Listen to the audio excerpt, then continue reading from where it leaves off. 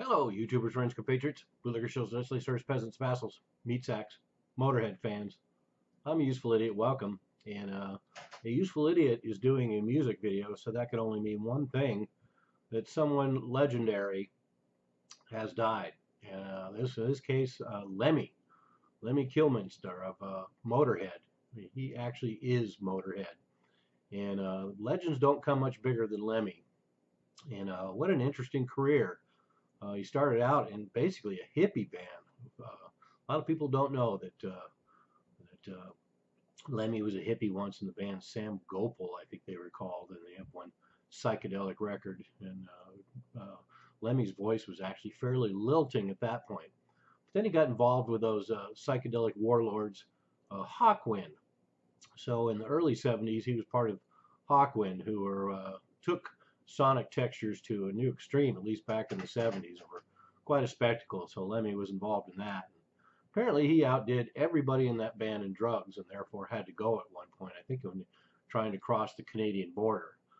So imagine being in a band where everyone took drugs, and you were the one that had to go because you just took too many. At least that's how the story goes.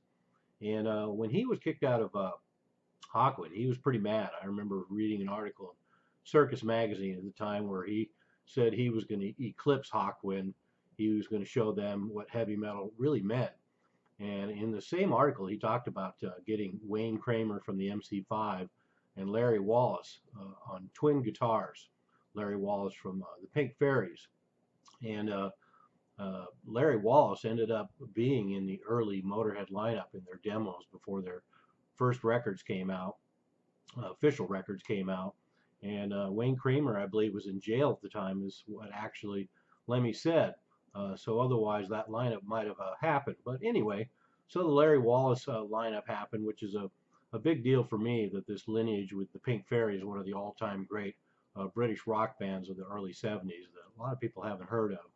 And they kind of served as a blueprint for some of the things that Motorhead did. And in fact, Motorhead's first single, or at least one of their first singles, included the Pink Fairies tune City Kids. So dear to my heart. So anyway, Motorhead came out, and they ended up coming out in the middle of a punk rock happening, and it was a great thing. So Motorhead were shocking on another number of levels to hear basically the new blueprint for metal coming out in the middle of punk rock. And a lot of people think of punk rock and metal being diametrically opposed. In a lot of ways, back in those days, it was. You couldn't be a punk rocker and a heavy metal fan, enjoy Van Halen and the Sex Pistols. But we here in Seattle knew that wasn't true. One of the reasons grunge actually happened is because of the fact that all these stoners in Seattle were more than happy to put on a Van Halen record and a Sex Pistols record back to back, because as long as they had their bong and some loud guitars, they were pretty fucking happy. So anyway, back to Motorhead. So Motorhead, their first single came out, and it was one of the loudest records I've ever heard in my life, and still has a lot of thrust even today. So then Motorhead went on to record Overkill and Bomber, and their loudness and speed were astonishing at the time, as well as their live concerts. I was fortunate enough to see Motorhead in 1981. I think it was 1981, and it was the Bomber tour.